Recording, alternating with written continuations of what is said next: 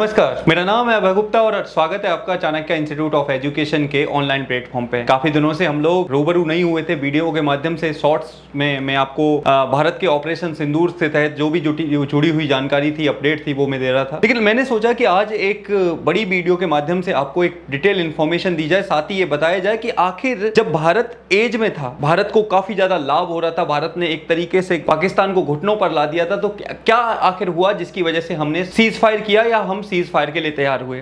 तो आज बहुत सारी डिटेल के साथ मैं आपको चीजें समझाने की कोशिश करूंगा, तो थोड़ा सा ध्यान से आप सुनिएगा।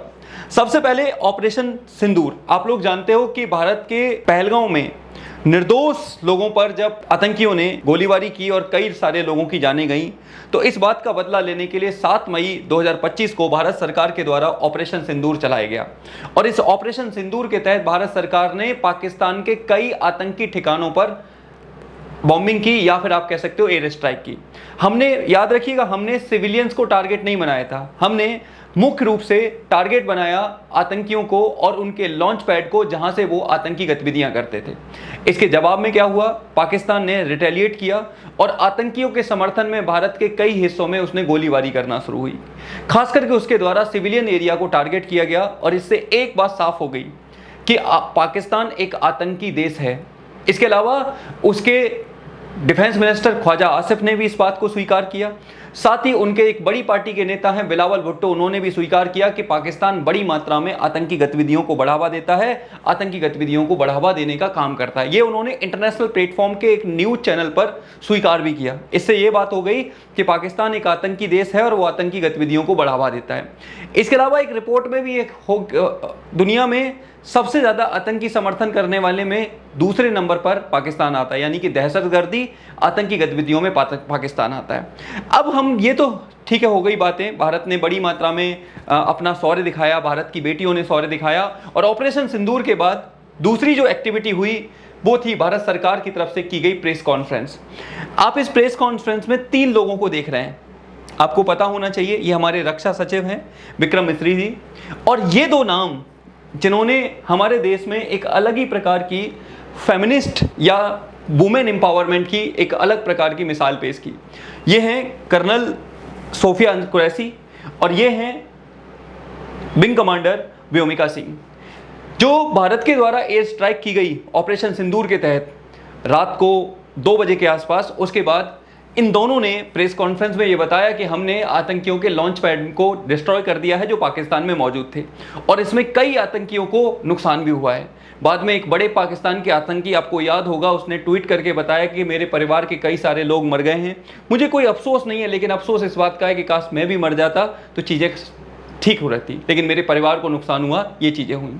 काफ़ी ज़्यादा सराहना मिली इनको, काफ़ी ज़्यादा सपोर्ट मिला इनको। ना वुमेन एम्पावरमेंट को लेके कहा गया कि रियल वुमेन एम्पावरमेंट यही है, ये इस तरह से देखा गया कि भारत की बेटियां कुछ भी करने को तैयार हैं। एक और सबसे इंपॉर्टेंट चीज़, उन आतंकियों ने जिन लोगों को मारा था उन्हें धर्म पूछ कर मारा था, तो यहाँ पर जवाब भी धर्म के ही उस पर दिया गया, ये मुस्लिम हैं और ये हिंदूज हैं, और एक व्यवस्थित रूप से यहाँ पर चीज़ें की गई। लेकिन मैं आपको बोलना चाहूँगा कि मैं और आप इसे धर्म का एंगल ना देकर ये कहें कि ये भारत की सेना की शौर्य गाथा थी, जिसमें उन्होंने ऑपरेशन सिंदूर के तहत ये जवाबी कार्रवाई की। उसके बाद क्या हुआ, उसके बाद ये जनाब, इनके बारे में तो आप जानते हैं, ये सेना के प्रमुख हैं पाकिस्तान के, आसिम मुनीर साहब। मेडल तो इतने लगाते हैं जिसका जवाब नहीं, ऐसा लगता है कि मेडल इन्होंने पता नहीं कहां से जीते। जब जब लड़े हैं तब तब मार खाई है, चाहे वो 1948 में तब पीटे गए, ये 1965 में बुरी तरीके से इनकी सेना और इनके नेताओं को पूरी तरीके से पीटा गया। 1971 में तो आपको याद है, जनरल याहिया खान के नेतृत्व में पाकिस्तान ने का सपना था कि भारत के दिल्ली में बैठ के चाय पिएंगे, लेकिन हुआ क्या, हमने इनका हिस्सा बांग्लादेश, यानी कि जो ईस्ट पाकिस्तान था, वो अलग कर दिया और एक नए देश की शुरुआत की गई। अब ये साहब अलग ही प्रकार की सोच रखते हैं। आपको याद होगा, पहलगाम हमले से पहले इन्होंने एक प्रेस कॉन्फ्रेंस में कहा कि भारत हिंदुओं से पाकिस्तान और ये लोग हिंदुओं से अलग हैं। बिल्कुल अलग हैं, मैं भी मानता हूं इस बात को। हम वो लोग हैं जो चांद पे हैं, तुम वो लोग हो जो सिर्फ, तुम्हारे फ्लैग पे तो जरूर चांद है, लेकिन किस प्रकार का चांद है यही समझ में नहीं आता। बिल्कुल अलग हो, तुम्हारे यहाँ पर पॉवर्टी का रेट क्या है, तुम बिल्कुल अलग हो, तुम एक सिंपल टायर बना नहीं पाते, वो भी तुम दूसरे देशों से ले रहे हो, गाड़ी के एक स्ट्रेनिंग नहीं बना पाते, दूसरे देशों से ले रहे हो, और सबसे बड़ी बात, तुम्हारे पास हथियार और तुम्हारे पास वो चीजें सब मेड इन चाइना है, जिसका प्रूफ आपको पता ही लग गया। आपका डिफेंस सिस्टम एक मार नहीं झेल पाया और बुरी तरीके से डिस्ट्रॉय हो गया। ये देखो डिफेंस सिस्टम इनका, जो कहते थे जी जी भाई चाइना से लिया है HQ900, वो अलग ही प्रकार का है, ये बुरी तरीके से डिस्ट्रॉय कर दिया और ये दिखाया कि क्या है। दूसरी तरफ हम क्या हैं, हमें पता ही है आज जितने भी बड़े बड़े आप कह सकते हो कंपनियां हैं, गूगल से लेके माइक्रोसॉफ्ट से पेप्सिको से लेकर और बड़ी बड़ी जितनी भी हैं, देखिएगा वहाँ पर कोई ना कोई इंडियन ओरिजिन ही मिलेगा जो इंडिया से ही गया है।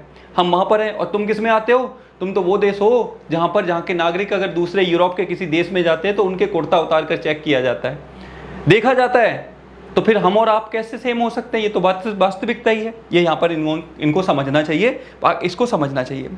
अब बात आती है, चलो ये तो ठीक हो गई भाई, आपने सिविलियंस को टारगेट किया काउंटर करने के लिए, इसके अलावा रिटेलिएट करने के लिए पाक opens fire on civilian kills in the Jammu Kashmir आपने किया, ये सब कुछ हम जान चुके हैं, मैंने सब कुछ बताया। अब ध्यान से सुनो चीज़ें क्या थी, आखिर हम इसको क्यों वो हो गए। एक और चीज़ आपको मैं समझाना चाहता हूँ, इस पाकिस्तान के पीछे हटने के पीछे दो रीजन बेस जिम्मेदार हैं।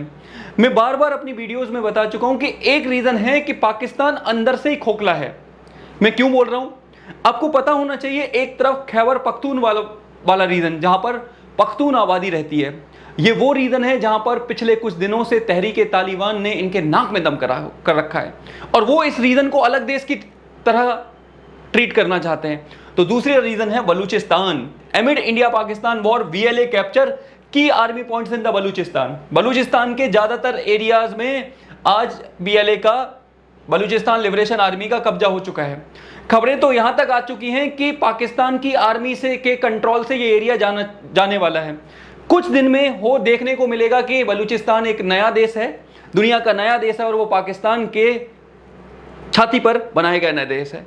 जिस तरह से बलूचिस्तान ने पिछले दिनों में इनके ऊपर नाक में दम किया है, चाहे वो ट्रेन को हाईजैक करना हो या इनके बड़ी मात्रा में इनके सैनिकों पर हमला करना हो या फिर बाकी चीज़ों पर कार्रवाई करनी हो। अब तो ये बातें निकल कर आ रही हैं कि रात के समय आर्मी का कोई भी व्यक्ति, पाकिस्तानी पुलिस का कोई भी व्यक्ति बलूचिस्तान वाले रीजन में नहीं जाता। इवन यहाँ के नेता भी रात के समय देखने को नहीं मिलते। इससे पता लगता है कि बलूचिस्तान पाकिस्तान के हाथ से निकल गया है। और ये अगर भारत और पाकिस्तान के बीच में ये जंग ऐसे ही चलती तो यही देखने को मिलता कि कुछ दिनों में बलूचिस्तान अलग हो चुका है और पाकिस्तान के एक बार फिर से टुकड़े हो गए। इसी डर से इन्होंने अपने आप को पीछे खींचा कि नहीं भैया, इंडिया से हमें नहीं लड़ना है, हमें पहले अपने आंतरिक मामले देखना है। बात भी सही है, जब खुद की हालत इतनी पतली हो रखी हो तो दूसरों से लड़के क्या मिलेगा। पहले अपने ही परिवार को संभाल लो, पहले अपने ही लोगों को मैनेज कर लो, ये यहाँ पर देखने को मिला। लेकिन वही बात है, कब तक खैर मनाएंगे, आखिर बलूचिस्तान ने नाक में जो दम करके रखा हुआ है। और एक और, अब यहाँ पर एक चीज है, देखो ये 8 Pakistani soldiers killed in Balochistan. मैं बार बार बता चुका हूँ बलूचिस्तान में इनका क्या हाल हुआ है। अब यहाँ पे देखो, former army chief cryptic tweet after India's operation Sindoor, अभी पिक्चर बाकी है। अब दूसरी चीज, जो हमारे फॉर्मर आर्मी चीफ थे, क्या नाम था, मनोज मुकुंद नरवाणे साहब, ऑपरेशन सिंदूर के बाद सर जी का एक ट्वीट आया, अभी पिक्चर बाकी है। पाकिस्तानी सदमे में यार, अभी तो इन्होंने इतना बड़ा नुकसान हमें दे दिया, हमारे इतने 3-4 एयरवेज नुकसान पहुंचा दिए, हमारा HQ900, इन्होंने इतने सारे ड्रोन, अब कौन सी पिक्चर बाकी है। अगर और लड़े तो पता चले कि मामला और ख़राब हो जाए। हम कहते हैं कि हमारे पास परमाणु बम रहे, जब चाइना से मिला हुआ ये सारी चीज़ें इतनी बुरी तरीके से ट्रीट करती हैं तो वो भी तो हमें चाइना से मिला है। पता लगे कि हमने बोल तो दिया परमाणु बम में, और उड़ने की जगह वो हमारे ही देश को नुकसान पहुंचा दे, तो पाकिस्तान को समझ में आने लगा कि भैया लड़ के कुछ फ़ायदा नहीं है, लड़के कुछ फ़ायदा नहीं है, ये अच्छा है कि वापस निकल जाए। एक मूवी है, आपको याद होगा, उसमें बोलता है कि वो बड़ा सा जानवर क्या होता है जिसकी बड़ी सी सूंड होती है, हाथी, और वो छोटा सा जानवर क्या होता है जिसकी बड़ी सी दुम होती है, कुत्ता। तो अगर हाथी के नीचे कुत्ते की दुम दब जाए तो भलाई इसी में है कि चुपचाप निकाल ले। पाकिस्तान ने वही किया। पाकिस्तान वो कुत्ते की दुम है जो कभी सीधी नहीं होती, लेकिन इस बार उस दुम को बड़ी आसानी से निकाल लिया, बड़ी चुपचाप से निकाल लिया, ना शोर शराबा किया ना कुछ। क्यों? क्योंकि उनको पता था कि अब चाल उल्टी पड़ने वाली है। दुनिया को हर तरीके से समझ में आ चुका है, एक तो हम आतंकी हैं, हमारा देश आतंकी है, हम लोग आतंक को समर्थन करते हैं, और कोई भी देश हमारे साथ खड़े होने को तैयार नहीं है इक्का दुक्का चोर को छोड़ के। वो बात वही है कि चोर चोर मौसेरे भाई, इसलिए इक्का दुक्का देश तो इनके साथ रहते हैं। लेकिन इंडिया को प्रॉपर सपोर्ट मिल रहा था हर तरफ से। इजराइल खुलेआम कह चुका था कि भारत को अपनी संप्रभुता, अपने लोगों को बचाने के लिए किसी भी हद तक जाने के लिए वो रहना चाहिए, तैयार रहना चाहिए। अमेरिका के उपराष्ट्रपति जेडी वेंस ने कहा कि ये अमेरिका का कोई मामला नहीं है, भारत और पाकिस्तान का अपना मामला है, वो देखें कि तो रसिया खुलकर समर्थन कर रहा था। तो ऐसे में पाकिस्तान को समझ में आने लगा कि कुत्ते की दुम अचक निकाल ली जाए तो ज़्यादा अच्छा है, नहीं तो मामला उल्टा पड़ सकता है। एक चीज़ ये भी देखने को मिली। अब एक और चीज़ देखने को मिली और वो है क्या, हमने उनके रनवे डेमो। अब देखो ध्यान से सुनना, सैटेलाइट इमेज से show the potential runway damage at Pakistani Sargodha airways after India's air strike. आपको एक बात समझनी है, सरगोदा एयरवेज ये वैसे ज़्यादा चर्चा में तो नहीं आया, लेकिन इसकी चर्चा आज करना बहुत ज़रूरी है क्योंकि ये पाकिस्तान की सीज फायर का मेन कारण था। ये पाकिस्तान की सीज फायर का मेन कारण था। आपको पता होना चाहिए सरगोदा एयरवेज से मात्र 8 किलोमीटर दूर, कितने किलोमीटर दूर? 8 किलोमीटर दूर किनारा हिल्स है। और ऐसा बताते हैं कि इन हिल्स के आसपास वाले रीजन में, इस निचले रीजन में पाकिस्तान ने अपने न्यूक्लियर वेपन्स को छिपा के रखा है। और जब न्यूक्लियर वेपन्स को छिपा के रखता है, भारत ने यहाँ पर, भारत की स्ट्राइक हुई जाने अनजाने में ही सही, लेकिन स्ट्राइक हुई तो इससे क्या हुआ, वहाँ पर रेडिएशन फैलने का खतरा देखने को मिला, जिसकी वजह से पाकिस्तान को समझ में आया कि अगर मामला ऐसे ही नहीं किया गया तो चीज़ें बहुत ज़्यादा खराब हो जाएंगी और फिर इसको मैनेज करना बहुत मुश्किल हो जाएगा। देखिए जरा, India's precision strike targeted Pakistan nuclear installation, कहाँ पर? किराना हिल्स के आसपास वाले रीजन में। और जब ये पता लगा पाकिस्तान को तो समझ में आ गया कि वापस हो लेते हैं, सीज फायर कर लेते हैं, कुत्ते की दुम निकाल लेते हैं और फिर पाकिस्तान के कभी अमेरिका को फ़ोन कर, कभी तुर्की को फ़ोन कर, कभी इसको फ़ोन कर और इसको फ़ोन कर फाइनली स्वीकार किया कि हम क्या करने, सीज फायर करने के लिए तैयार हैं, आगे से हम ऐसी गतिविधि नहीं करेंगे, हम नाक रगड़ने को तैयार हैं। और इस तरह से दोनों के बीच में सीज फायर हुआ।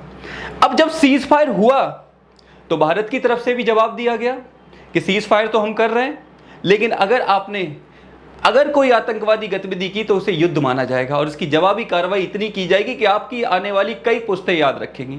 अभी तो ये सिर्फ ट्रेलर था। नरवाने साहब के ट्वीट को उन्होंने जवाब देते हुए कहा कि पिक्चर तो अभी बाकी है। इस तरह से इस लड़ाई का अंत हुआ दोनों के बीच में। लेकिन मैं आपको एक बात समझाना चाहता हूं कि पाकिस्तान, याद रखिए, उसी मोहम्मद गौरी की तरह है जिसने 17 बार आक्रमण किया और हमारे राजा ने, पृथ्वीराज चौहान ने 17 बार माफ़ किया। और हम भी पाकिस्तान को हर बार माफ़ करते हैं। इस बार एज था, कब्जा करना था, ये था, पीओके ले सकते थे, एक बफर कॉरिडोर बना सकते थे जिससे कि इसको कंट्रोल किया जा सके, सारी चीज़ें सारे सॉर्ट आउट किया जा सकता था। 1971 के बाद ये दोबारा मौका मिला था। हमास की तरह पाकिस्तान ट्रीट करने लगा था तो भारत को अपनी संप्रभुता के लड़ना चाहिए था। और जब सीज फायर किया गया तो भारत में लोगों में एक अलग प्रकार का गुस्सा देखने को मिला कि पाकिस्तान को इस बार सबक सिखाने की बहुत ज़्यादा ज़रूरत थी। कई जगह पिक्चर्स वायरल हुए जिसमें इंदिरा गांधी जी को दिखाया गया कि काश वो होती, ऐसे कोई इंदिरा नहीं बन जाता, ऐसे कोई इंदिरा नहीं बन जाता। जहाँ अमेरिका के राष्ट्रपति ने कहा कि नहीं इंदिरा जी आप अटैक नहीं करेंगी, तो उन्होंने कहा चल मेरी जूती पे, ऐसी किसी बात को उन्होंने नहीं सुना।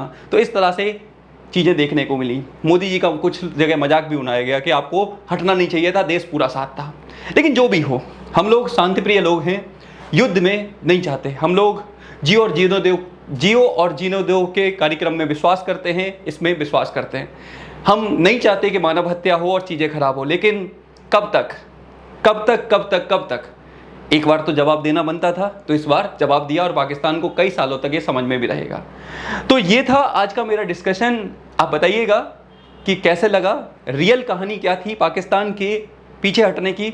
एक, न्यूक्लियर फैसिलिटी पर अटैक जिसकी वजह से न्यूक्लियर रेडिएशन फैलने का खतरा, दूसरा बलूचिस्तान, और तीसरा भारत एक हाथी के आकार में है जहां कुत्ते की दुम को आसानी से निकाल लिया जाए तो बढ़िया था। तो ये था डिस्कशन।